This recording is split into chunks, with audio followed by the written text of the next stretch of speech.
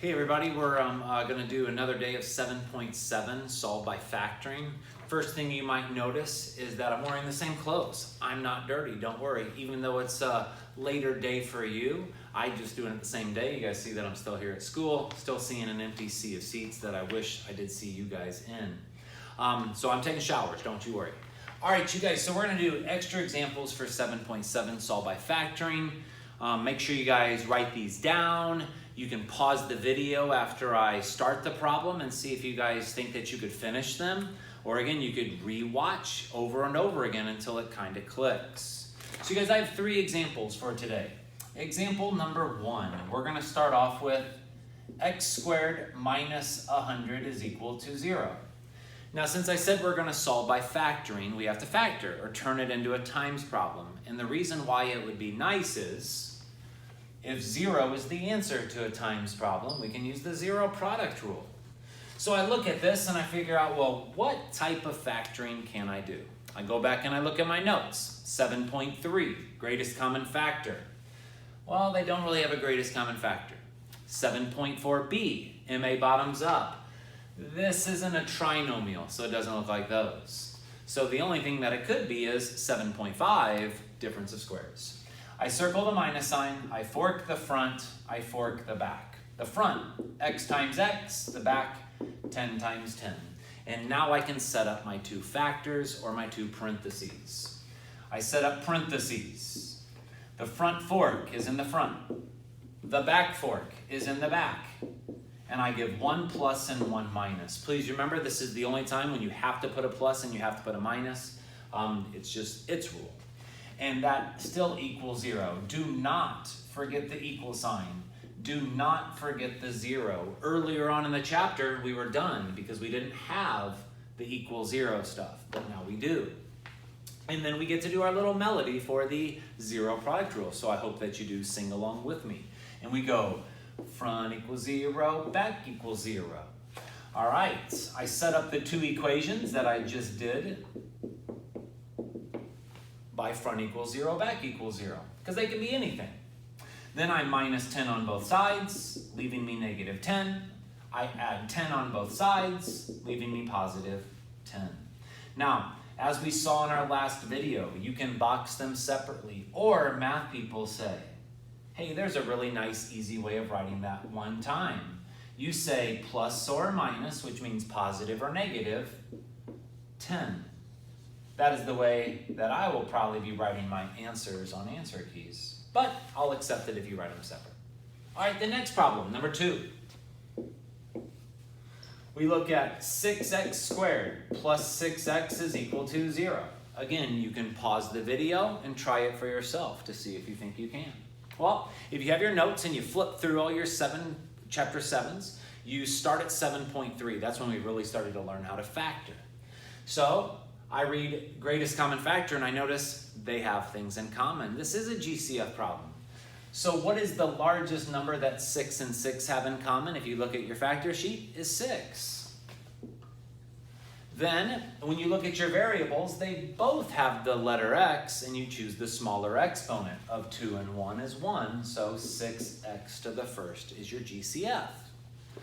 But I have to multiply by its leftovers, and I get that by division. So you can show your work if you need to, but you got to divide out the GCF.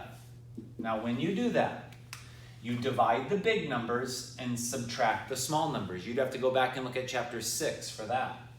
But the final answer there is x, and then plus. 6 divided by 6 is 1, and those x's cancel. But now remember, you can't forget the equal sign. You can't forget the 0, because earlier in this chapter, you were done. You made a times problem. But now we have a times problem equals 0. And again, the answer to a times problem is the product. You hear the same words over and over again. So if 0 is the product or the answer to a times problem, there's a rule about it. And it goes with a little melody. Front equals 0, back equals 0. I set up 2 different equations. When 6x equals 0 and x plus 1 equals 0, I can divide both sides by 6. Now 0 divided by 6 is 0. When I minus 1 on both sides, 0 minus 1 is negative 1. So again, all we're doing right now is extra examples for section 7.7. It goes along with those guided notes, but we have to be able to solve by factoring. Notice we are solving because it's an equation and we're getting final answers. And we're doing it by turning that into multiply, factoring. Turning that into multiply, factoring. You got to know the vocab word. All right, last example for today before you guys get your independent practice. Please make sure that you are practicing and not just doing photo math. Photo math will get you the answer, but it won't tell you how you're getting the answer. And it's okay to even check your work by photo math. I don't mind that. But you guys give it a real effort and you'll get better at this. Try to get through any way you can possible. You might not get better at it. And again, that's not the goal. All right, number 3. We get 3x squared minus 13x plus 4 equals 0. Well, when we look at this, we go through our little list. 7.3 is greatest common factor. Well, 3, 13, and 4 have a greatest common factor of 1 or none. He has an x, but he does not have an x, so they do not have a letter in common either. No greatest common factor. You take your notes and you go to 7.4b, and that looks like every other MA bottoms up problem. It has a letter squared, a single letter, and no letter. So when I do my MA bottoms up, I have to get my M and my A first. Front times back is 12. Middle number, negative 13. Now remember, step 2, if you look back at your 7.4b notes, is where we all kind of struggled, is actually finding those special numbers. So you can pause the video now, but the numbers are negative 1 and negative 12. Because if we multiply them, 12 is the answer, and if we add them, negative 13 is the answer. So this right here is the hardest step for kids. And it's the hardest step for me to teach, actually. All right, once we get there, though, then it's hopefully a pretty easy process. We set up 2 parentheses. Both start with the letter x, and you put your special numbers behind them. Minus 1, minus 12. Now we have to divide by the front number. Divide by 3 and divide by 3. But I forgot something on purpose. Can you tell what I forgot? How about the equal sign and the 0? I can't drop those. I still equals 0. This is an equation, you guys. It's not just a factoring problem. So now I finish off my parentheses. And notice what I do. I automatically put equals 0. This one is a fraction, so I do the bottoms up method. But this one is just a nice answer. So I write it. And now I spent all that time getting a times problem equals 0, and I can go front equals 0, back equals 0, and get 2 different solutions. When I take 3x plus 1 equal to 0, and x minus 4 is equal to 0, I will minus 1,